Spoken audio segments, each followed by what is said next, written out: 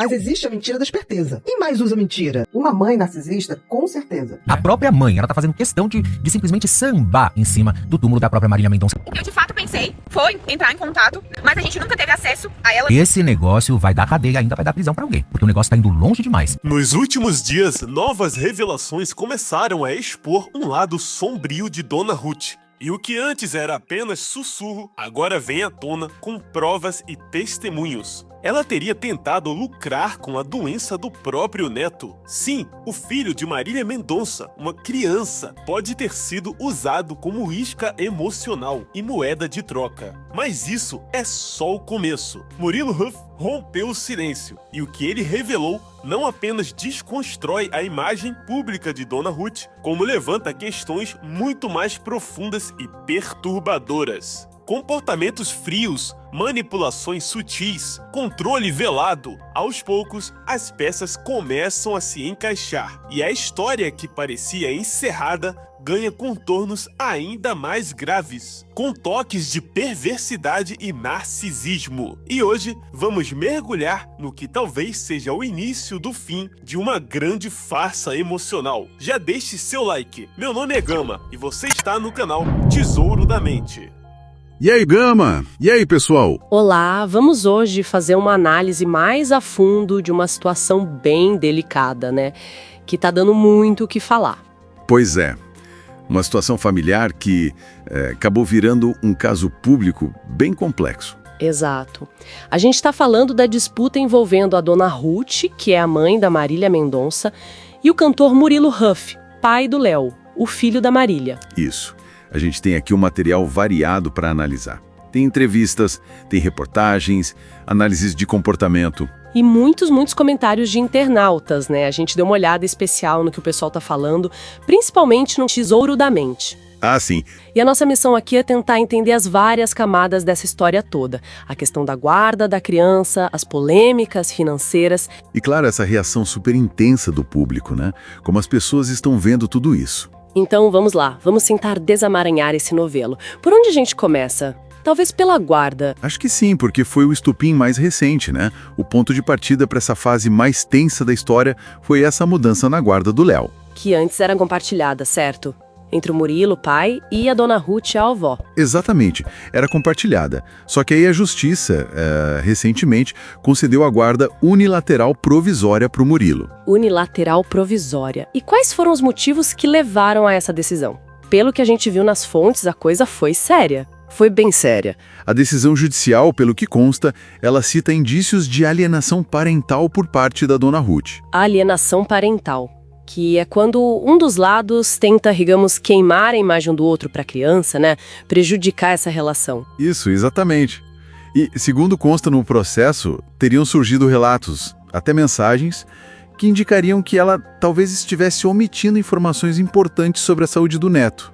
Do Léo, que tem diabetes tipo 1, né? Uma condição que exige atenção constante. Muita atenção. Porque ele não gosta de ninguém. Ele quer que você aplauda. Ele quer que você aplauda. Mas ele usa mentira sempre se valorizando. E as alegações são tipo, dela falar para não contar pro pai qual antibiótico ele estava tomando, ou para esconder remédios, coisas assim. Nossa, que complicado. E além disso, também se alega que ela estaria tentando criar uma imagem do Murilo como um pai ausente, sabe?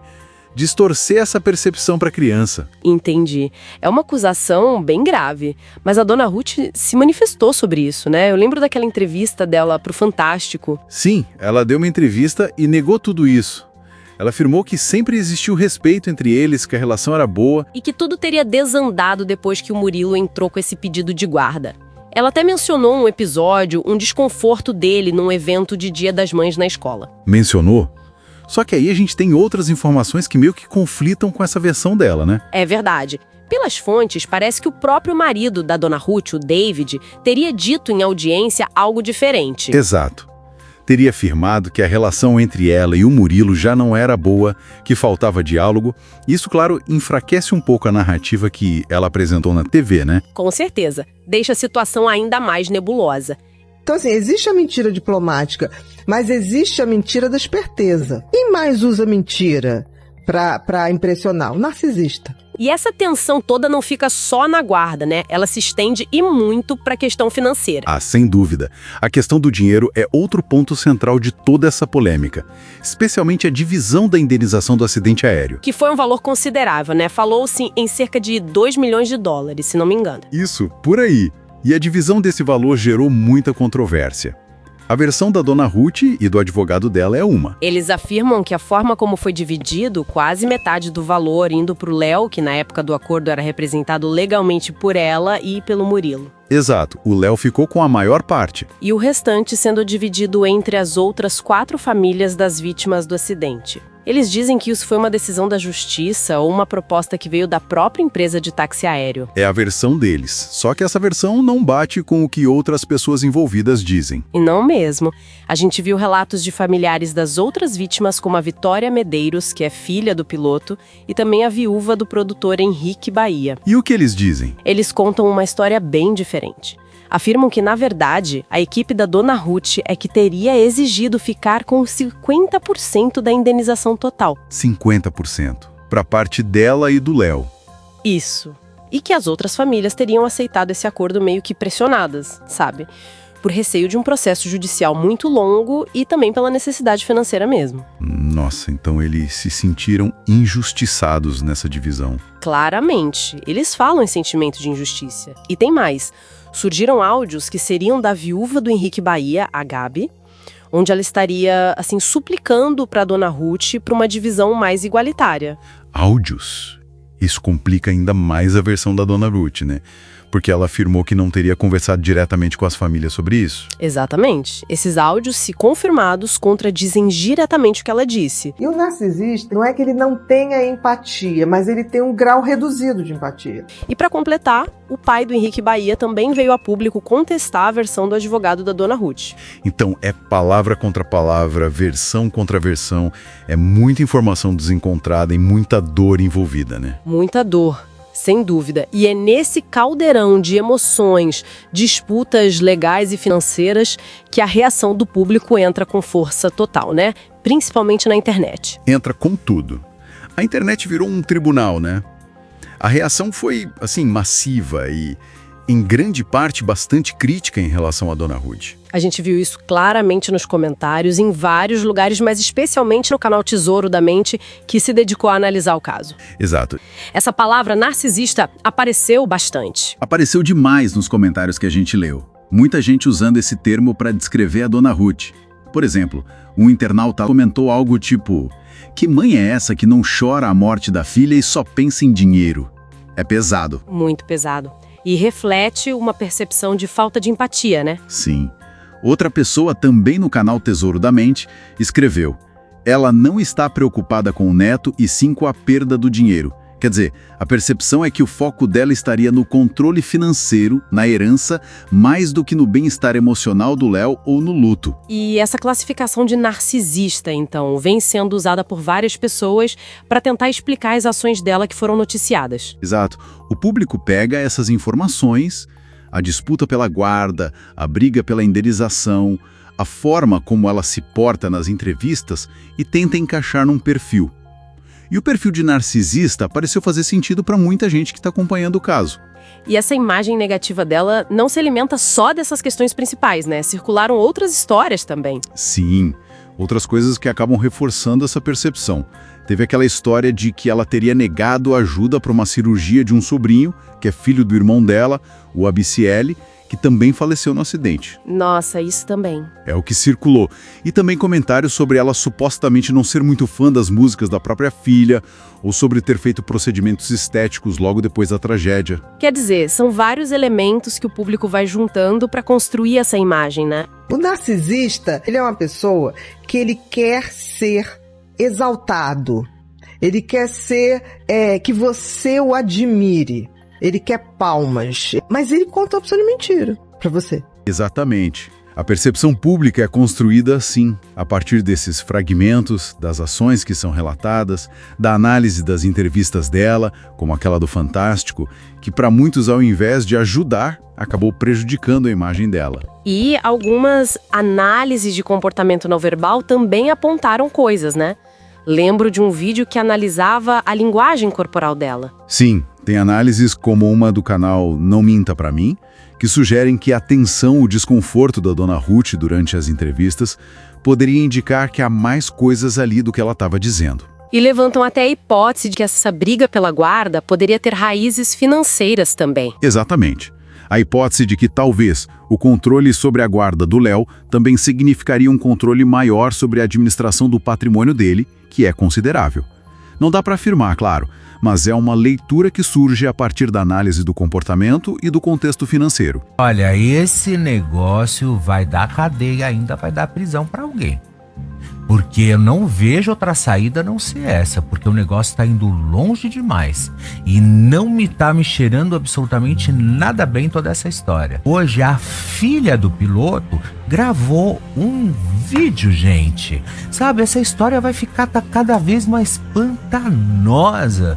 Mas eu queria relembrar com vocês o áudio de ontem também, antes da gente ir pro vídeo da viúva do piloto também, tá bom? Eu acho que nós temos o áudio da Fernanda, que é inclusive a viúva do Henrique Bahia, e depois nós vamos assistir ao vídeo da viúva do piloto, tá? Primeiro vamos ouvir ao áudio. Ruth, tá boa? Desculpa estar te incomodando de novo, mas daquela outra vez a gente tentou conversar e acabou que não deu.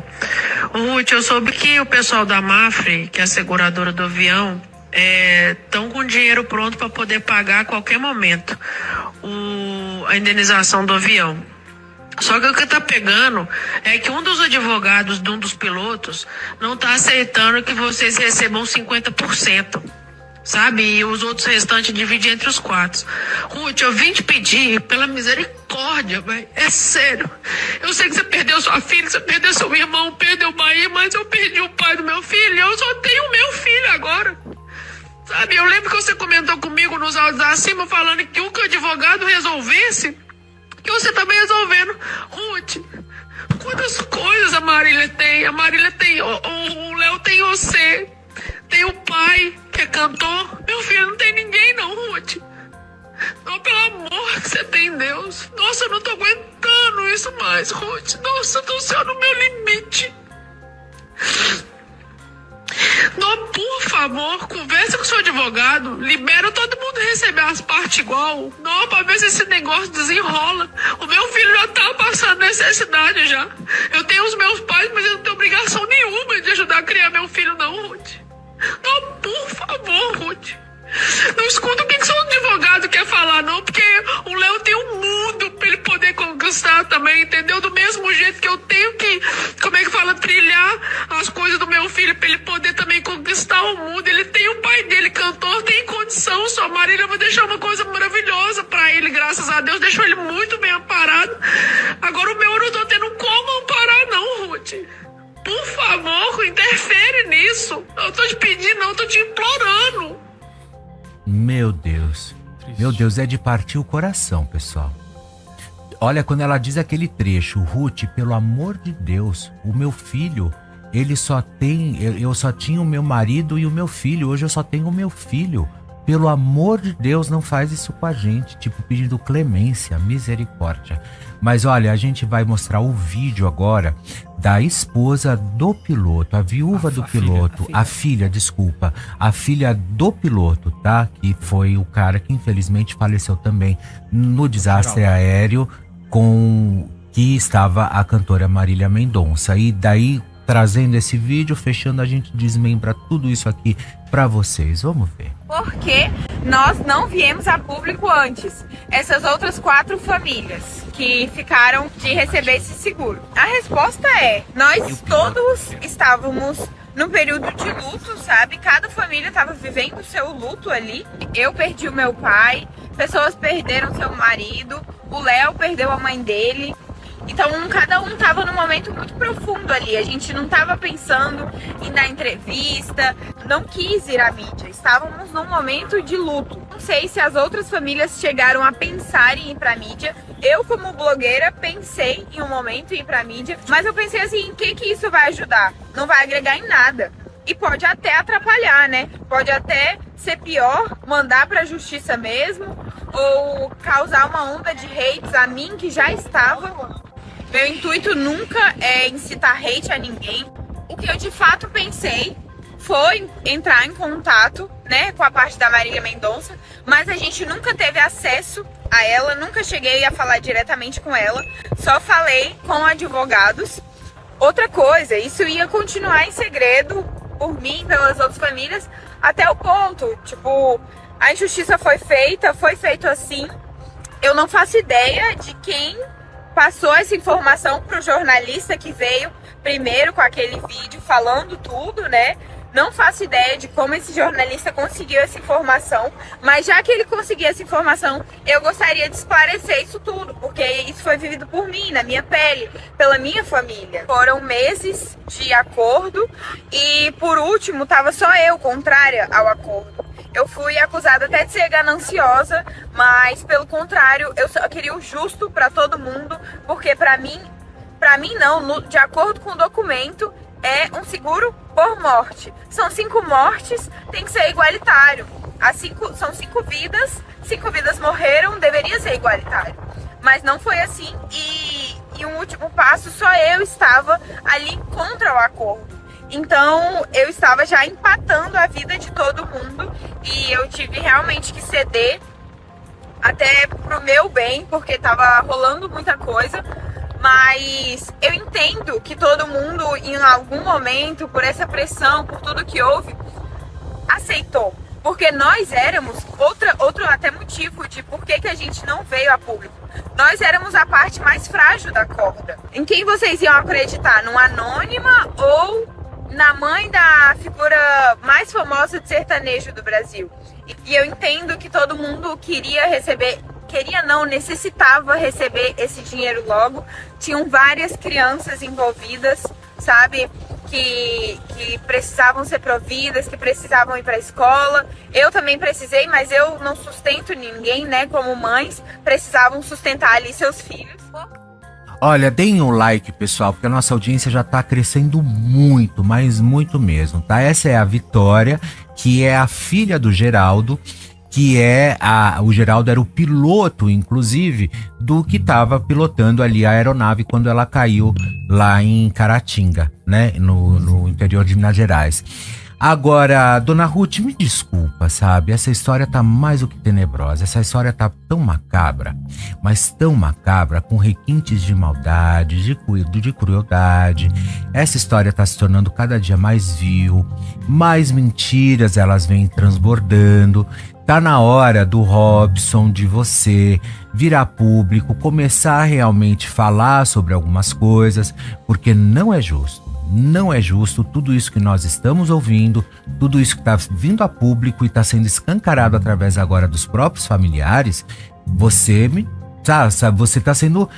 é a própria vilã da história. O narcisista é aquela pessoa que ela realmente se acha muito especial. Ela se acha melhor do que os outros, merecedora de mais coisas do que os outros. Você tem que ser aplauso pra ela. Ela quer plateia, importância. Sabe, olha só onde começou essa história. Essa história começou numa história que ela quis tentar implantar lá atrás, lá no final de maio, quando ela quis implantar nas costas do Murilo Huff, dizendo que ele era um péssimo pai. Aí o Murilo virou a história toda e olha só o que aconteceu. Você saiu como a vilã da história e você é, até que se prove ao contrário, a grande vilã disso tudo, né? Você tá se demonstrando isso. Isso é muito macabro, é desonesto.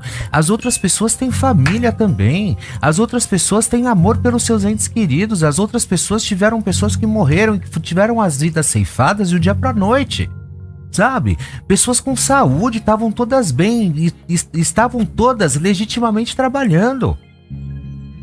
O que é isso, gente? Sabe, eu quero ouvir vocês aqui. Fala, Titi. Não, o vídeo da Vitória é muito impactante, ela fala muito bem ali. E alguns pontos me chamaram muita atenção, né? Porque ela disse que ela acabou aceitando ali o que foi proposto pra ela, que querendo ou não, também ela acaba desmentindo a versão do advogado e da dona Ruth no Fantástico, que disseram que não tiveram conversa nenhuma. E ela disse que ela foi a última a aceitar, porque ela não achava justo, mas como as outras famílias das outras vítimas acabaram aceitando, porque teria tido aquela conversa de eu tenho dinheiro, eu vou continuar vivendo bem, vocês vão entrar na justiça, vão esperar vários anos até que esse dinheiro saia. Tinha muita gente com filhos, como é o caso da Fernanda, que você ouviu o áudio aí, implorando, pedindo quase de joelho para dona Ruth, para que esse dinheiro fosse feito a divisão de forma igualitária para todos, né? E sabe o que acontece depois daquele áudio, Felipe? A dona Ruth ouve o áudio, diz que ela que resolva os assuntos dela longe dela. Essa é a resposta da dona Ruth. Resolva longe de mim, eu pago muito bem os meus advogados para cuidarem disso, e bloqueou ela na sequência. Olha o que essa mulher teve coragem de fazer.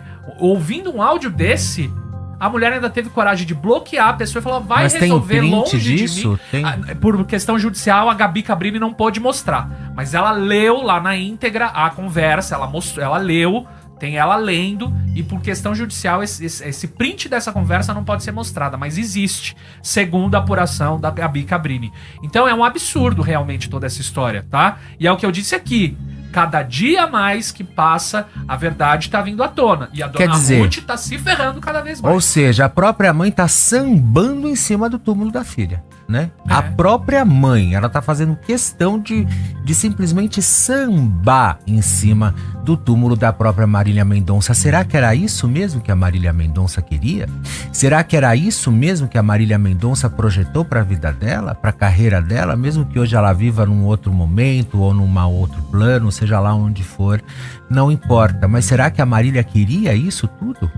Então, o que a gente tem no final das contas é uma tragédia familiar imensa que se desdobrou nessas batalhas na justiça, nessas disputas por dinheiro. E numa onda gigantesca de julgamento público, alimentada por essas narrativas conflitantes e por percepções muito fortes que se formam online. As fontes mostram versões que batem de frente em quase tudo. A relação dela com Murilo antes de agora, o cuidado real com a saúde do neto, como foi a negociação daquela indenização. É um quebra-cabeça com peças que não se encaixam direito, dependendo de quem está contando a história. E o fascinante, ou talvez assustador, é ver como a percepção pública, muito influenciada por comentários como esses que a gente citou, constrói uma narrativa muito poderosa, né?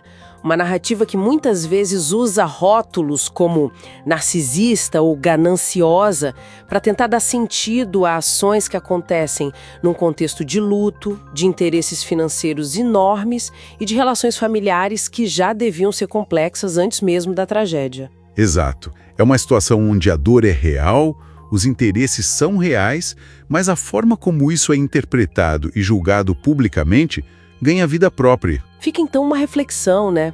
Em meio a tanta dor, a disputas tão expostas assim, até que ponto essa imagem pública que se forma reflete de fato a realidade complexa dessas pessoas? Ou será que essa imagem acaba se tornando uma construção, quase um personagem mesmo, baseado nesses fragmentos de informação, nessas análises e nas emoções coletivas que são muito fortes? É algo para a gente pensar, né? Como a gente consome e reage a essas histórias tão íntimas que se tornam públicas. Sem dúvida, muita coisa para digerir e para observar os próximos capítulos. Se esse vídeo fez sentido para você, deixe o like e compartilhe com quem precisa acordar, porque juntos a gente cria uma corrente do bem e salva muitas mentes por aí. E clique no card acima para conferir um outro vídeo sensacional que fala mais profundamente sobre familiares tóxicos. Está imperdível. Enfim, e eu gostaria de mandar um salve especial para a nossa assinante Premium Antônia Monteiro, que acaba de completar 4 meses com a gente. Parabéns, Antônia! Muito obrigado pelo apoio e por fazer parte dessa comunidade incrível. Se quer ter acesso a conteúdos exclusivos do canal Tesouro da Mente, ser sempre respondido antes por mim, ter acesso antecipado a novos vídeos, seu nome citado nos vídeos, etc., clique em Seja Membro e torne-se membro do canal Tesouro da Mente. Enfim, mudando um pouco de assunto, mas trazendo algo muito relevante, você sabia que o seu cérebro começa a envelhecer aos 30 anos? E que o estresse, a ansiedade e a falta de cuidados podem acelerar esse processo, abrindo portas para doenças como Alzheimer,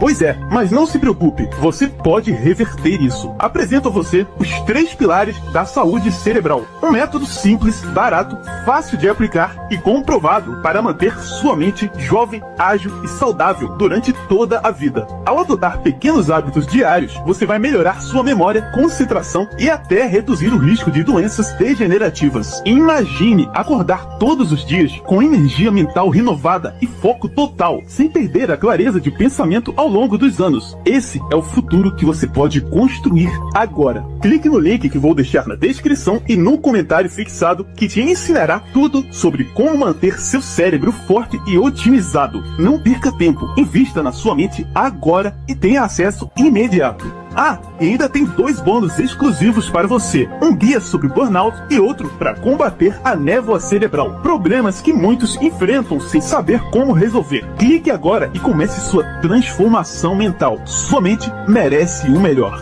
E acesse a playlist ao lado com os melhores vídeos do canal Tesouro da Mente.